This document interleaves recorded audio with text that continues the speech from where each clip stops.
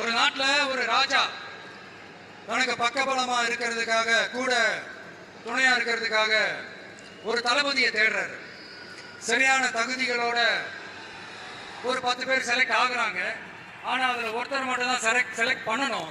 அதனால அந்த ராஜா என்ன பண்றாருன்னா ஒரு டெஸ்ட் வைக்கிறார். அந்த 10 பேர் கையிலையும் விதை நெல்லை கொடுத்து இதை நல்லா வளர்த்து கொண்டு வாங்க, ஒரு 3 மாசம் கழிச்சு வாங்கன்னு சொல்லி அனுப்பி வச்சிருக்காரு. 3 மாசம் கழிச்சு வரும்போது அதுல ஒருத்தர் ஆளு உயரத்துக்கு வளர்த்திருந்தாரு, ஒருத்தர் தோல் உயரத்துக்கு வளர்த்திருந்தாரு. அதுல ஒரு 9 பேரும் நல்லா வளர்த்து கொண்டு வந்திருந்தாங்க. ஒருத்தர் மட்டும் வெறுத்தொட்டியோடவே வந்தாரு. என்னன்னு கேட்டதுக்கு, நானும் தண்ணி ஊத்தி ஊத்தி பாக்குறேன், உரம் வச்சு வச்சு பாக்குறேன், வளரவே மாட்டேங்குது ராஜா, என்ன பண்றதுன்னு தெரியலன்னு சொன்னதுக்கு ராஜா அவரை கட்டி அணைச்சிக்கிட்டு, இனிமே நீதான் என்னுடைய தளபதி, எல்லா அதிகாரமும் உனக்குதான் சொன்னாரு. ஏன்னா அந்த 10 பேர் கையிலையும் ராஜா கொடுத்தது அவித்த விதை நெல், அது முளைக்கவே முளைக்காது. அந்த 9 திருட்டு பாயல என்ன பண்ணிருக்காங்கன்னா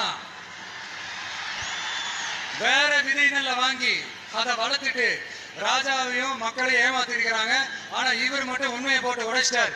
அதனால ஒரு நாட்டுக்கு திறமை எந்த அளவுக்கு முக்கியமோ அந்த அளவுக்கு உண்மையும் நேர்மையும் முக்கியம். இப்போ நீங்க எல்லாரும் தான் அந்த ராஜா. நீங்க தேர்ந்தெடுக்க போற அந்த தளபதி